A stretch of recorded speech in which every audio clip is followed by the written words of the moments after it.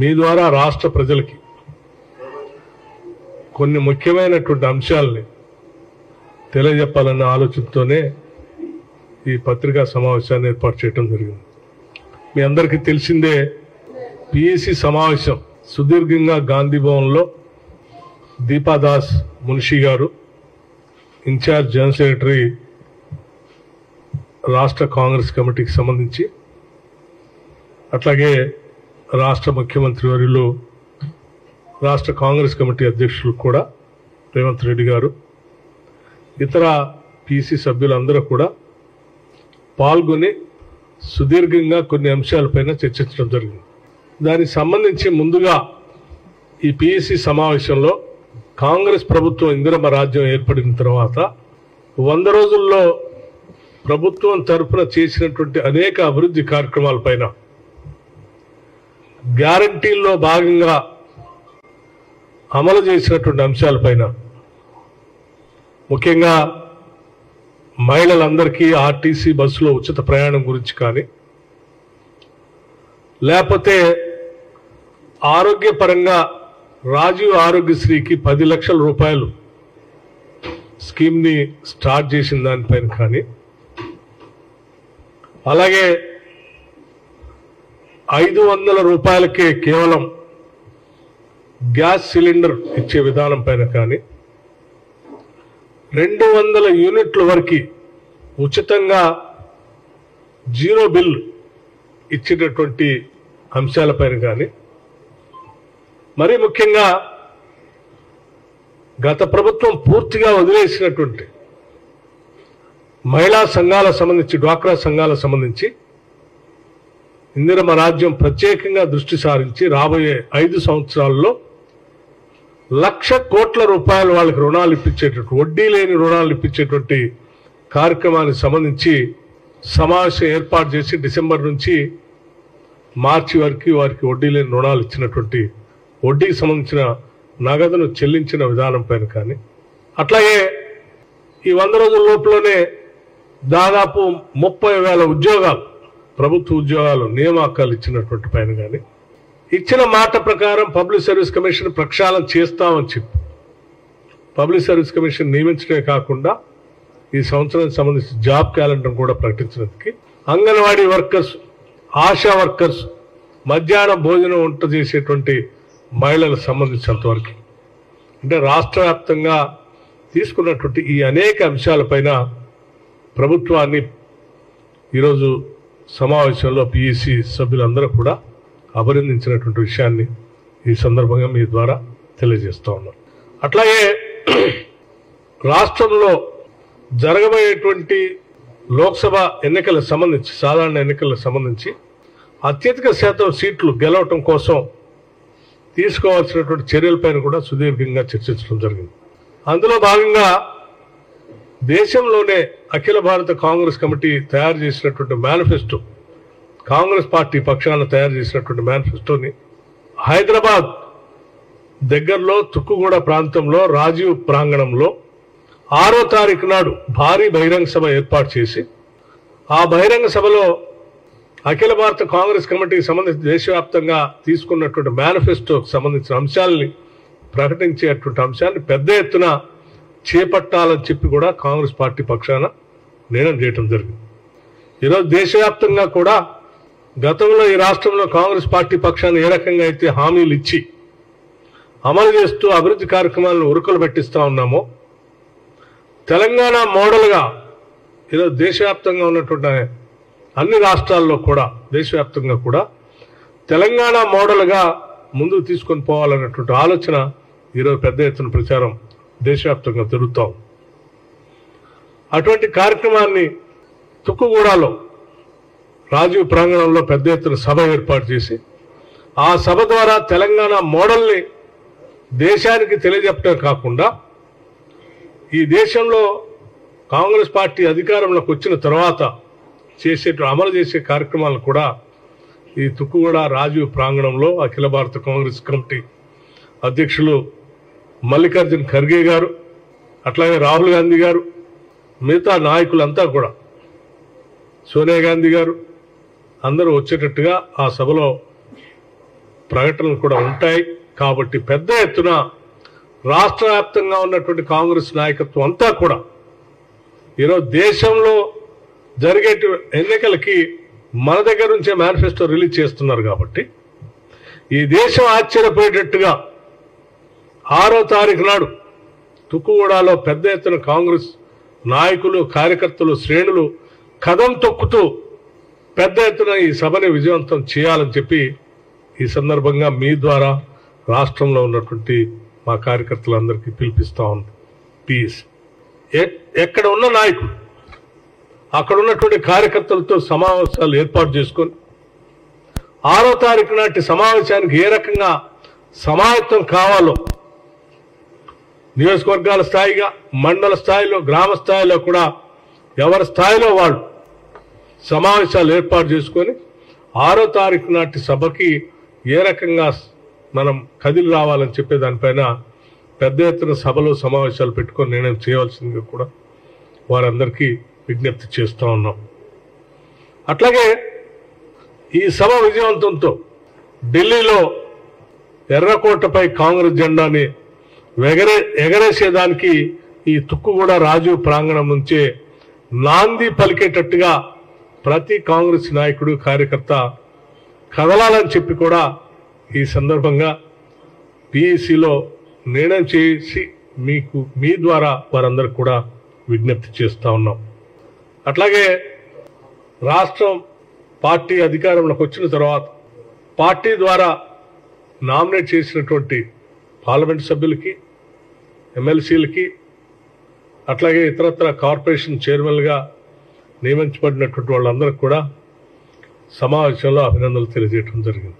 మరొక ముఖ్యమైన విషయం కూడా సభలో లోతుగా చర్చించడం కూడా జరిగింది. దానికి సంబంధించి వ్యవసాయ రంగానికి సంబంధించి, రైతు బంధుకు సంబంధించి పెద్ద ఎత్తున రైతులను ఆదుకునే కార్యక్రమంలో కాంగ్రెస్ పార్టీ ఎప్పుడు వెనకంజ వేయదు అని చెప్పేటువంటి కార్యక్రమానికి సభలో ఈ పిఎస్సి సమావేశంలో కూడా లోతుగా చర్చించడం జరిగింది.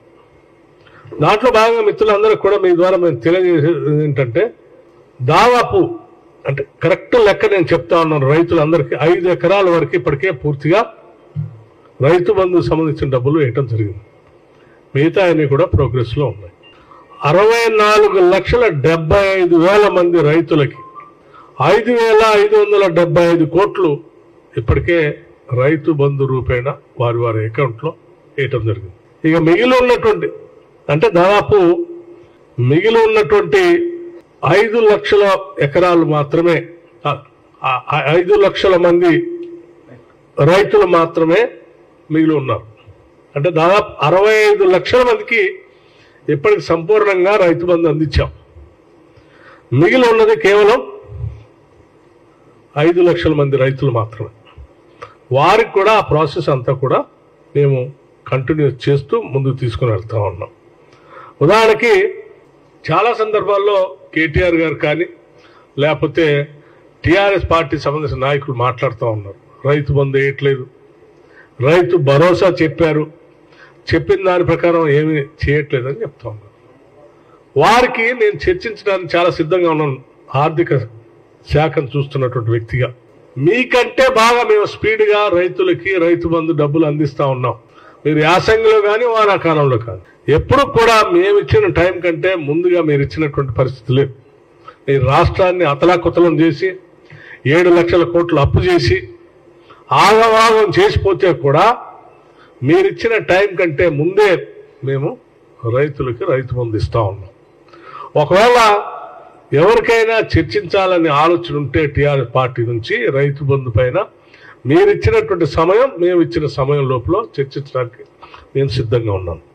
అట్లాగే ఆర్థిక శాఖ నుంచి ఇప్పటివరకు మేము సాధించినటువంటి విషయాలపైన కూడా, అంటే అనేక రకాలైనటువంటి ఇబ్బందులు ఉంటే కూడా ఇప్పటివరకు మేము చేసినటువంటి కార్యక్రమాలు చూస్తూ ఉంటే ప్రజలందరూ కూడా హర్షిస్తున్నటువంటి విషయాన్ని కూడా మేము చెప్తా ఉన్నాం.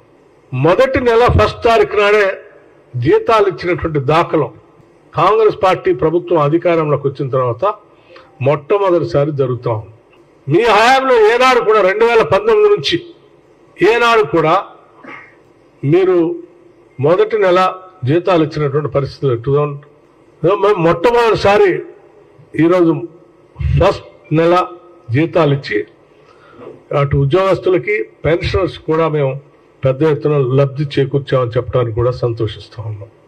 అట్లాగే మిగతా అంశాలు జోలికి హైదరాబాద్ నగరానికి సంబంధించి మూసీ రివర్ ఫ్రంట్ సంబంధించి మోడర్నైజేషన్ గురించి, లేకపోతే రీజనరేషన్ గురించి కానీ, లేకపోతే RRRకి సంబంధించి పెద్ద ఎత్తున దానికి ప్రత్యేకంగా కేంద్ర ప్రభుత్వానికి సంబంధించిన మంత్రులతో కూడా కలిసి నిధులు తీసుకొని వచ్చి ల్యాండ్ అక్విజిషన్ మొదలుపెట్టే కార్యక్రమాన్ని నిధులు రిలీజ్ చేయటం కానీ, అట్లాగే మిగతా అభివృద్ధి కార్యక్రమాలకు సంబంధించి మేము చేసినటువంటి కార్యక్రమాలు కానీ కేవలం 100 రోజుల్లో మేము ఈ ప్రభుత్వం తరఫున చర్చించడానికి సిద్ధంగా ఉన్నాం. ఒట్టి గాలి మాటలు మాట్లాడుతూ కేటీఆర్ గారిని, లేకపోతే ఇంకా టీఆర్ఎస్ పార్టీకి సంబంధించిన ఇతర నాయకులు కానీ ఏం చేయట్లేదు మీకంటే అన్ని ఎక్కువ చేసాం, మీలాగా గాలికి వదిలేసిపోలేదు. ఏం చేయట్లేదంటే మీలాగా 7 లక్షల కోట్ల అప్పు ఒక్కటే మేము చేయం. మేమంతా ప్రజలు చేస్తూనే ఉన్నాం. కరువు వచ్చింది, నీళ్ళు లేవని చెప్తా ఉన్నారు. కరువు ఎప్పుడు వస్తుందంటే నీళ్ళు చూసుకోవాల్సి జూన్ మాసంలో వర్షాలు వచ్చిన తర్వాత ఆ వచ్చినటువంటి నీళ్ళని జాగ్రత్తగా ప్లాన్ చేసుకొని ముందుకు పోవాలి. ఆ ప్రభుత్వం వచ్చిందే డిసెంబర్లో, ఇది మార్చి, ఋతుపవనాలు వచ్చేది జూన్లో. మీ కరువు వచ్చింది ఎప్పుడు? గతంలో జూన్ సమయంలో వర్షాలు పడకపోవటం వల్ల మీరు పాలించినప్పుడు మీరు చేసినటువంటి తప్పిదాలన్నింటినీ కూడా ప్రకృతి కూడా బుద్ధి చెప్పే విధంగా ఎండబెట్టింది రాష్ట్రం. దానివల్ల నష్టం జరిగింది. అయినా మీకు బుద్ధి రాలే.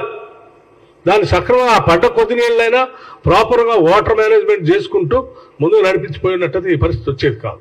మేము ఇప్పటికి కూడా ఉన్న నీళ్ళని జాగ్రత్తగా కాపాడుతూ సాధ్యమైనంత వరకు అందరికీ మంచినీళ్ళు అందించడం కోసం చేసే ప్రక్రియను చాలా లోతుగా రివ్యూ చేసుకుంటూ ముందుకు పోతా ఉన్నాం.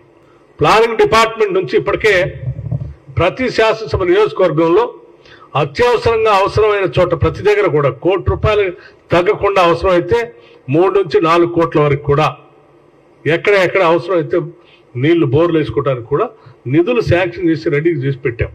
మీరా ఒకటి చేతులుపుకుంటా గాలి మాటలు చెప్పుకుంటే అట్లా అవసరమైతే ఎన్నికల కమిషన్కి లేఖ రాసి పర్మిషన్ తీసుకొని జిల్లాల వారిగా డ్రింకింగ్ వాటర్ సంబంధించినటువంటి రివ్యూ ఏర్పాట్లు చేసుకుంటూ ఎక్కడ ఏ ఇబ్బంది వచ్చినా అక్కడికక్కడే నిధులు శాంక్షన్ చేసి మంచినీటి ఎద్దడిని సాధ్యమైనంత వరకు అధిగమించడానికి తీసుకోవాల్సిన కార్యాచరణ ప్రణాళికని ఈ రాష్ట్ర ప్రభుత్వం తీసుకుంటుంది, తీసుకోబోతుంది. ఒట్టిగా పొలాల దగ్గర పోయి లేకపోతే ఇంకో దగ్గర పోయి ఇది ఎండిపోయింది, అది ఎండిపోయింది, ఎవరు రాలేదు చూడలేదు అంటే ఎవరు రాలేదు చూడలేదు. మా వ్యవసాయ శాఖ మంత్రి గారు 24 గంటలు రైతులతో మాట్లాడుతూనే ఉన్నారు. 24 గంటలు ఏదో ఒక జిల్లాలో వ్యవసాయానికి సంబంధించిన రివ్యూ చేస్తూనే ఉన్నారు. 24 గంటలు ఎక్కడో ఒక జిల్లాలో రైతులతో క్షేత్రస్థాయిలో తిరుగుతూనే ఉన్నారు. ఎప్పటికప్పుడు రైతులకు సంబంధించిన ప్రతి అంశాన్ని అటు కేబినెట్ సమావేశంలో కానీ లేకపోతే వ్యక్తిగతంగా మంత్రులతో కానీ మాట్లాడి ఏ శాఖతో అవసరం ఉంటే ఆ శాఖతో మాట్లాడి సమన్వయం చేసుకుంటూ వ్యవసాయ రంగాన్ని పూర్తిగా రివ్యూ చేసుకుంటూ ముందుకు పోతా ఉన్నారు.